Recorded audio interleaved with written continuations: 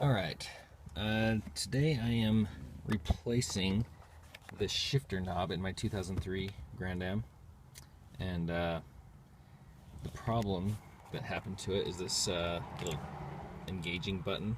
Something's wrong with that mechanism that holds the button in, so that thing will just fly out any given time. It still works, but not ideal.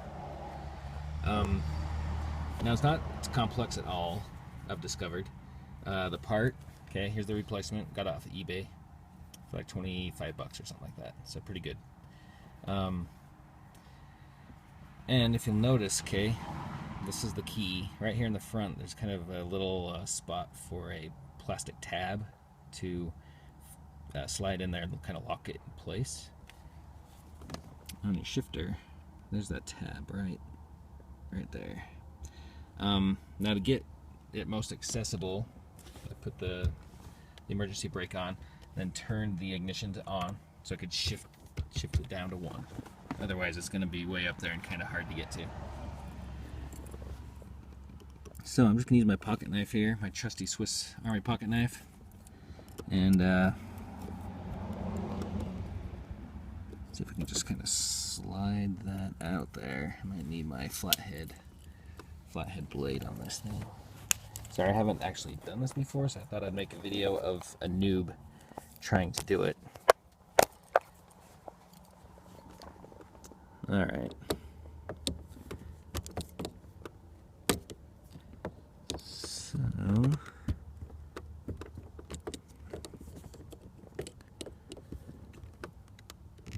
well...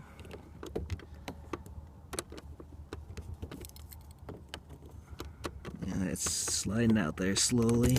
I don't want to break it. If you can see right there, it's coming out. Okay. Yeah, there it goes. Actually, it seems like that pin might be made of maybe aluminum or something. It's tougher than I would have thought.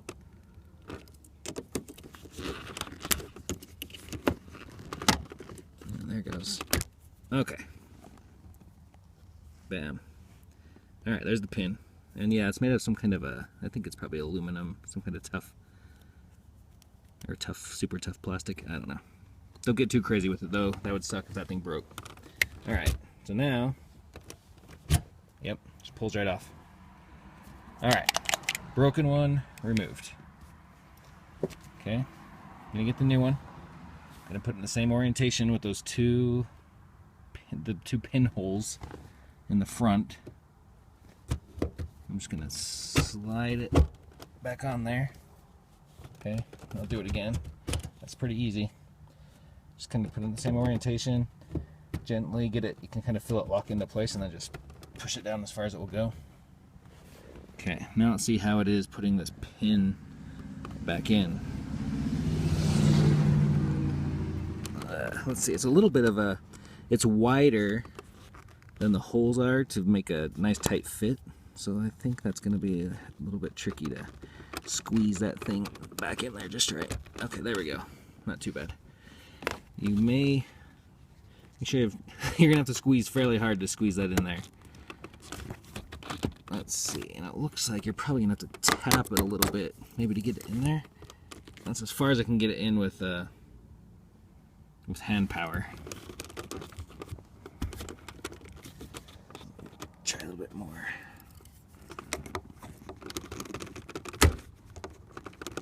Yeah, oh, there we go. Alright, so I'm just tapping it with the back of my pocket knife like a small hammer. Something like a rubber mallet or something might be optimal. But yeah, there we go. Okay, so it's all the way back in. Get a look at it there. Hopefully the resolution is okay for you guys. Okay. So now, while it's in the on position here, I might as well give it a test out.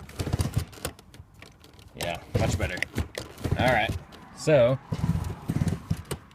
and my button is fixed.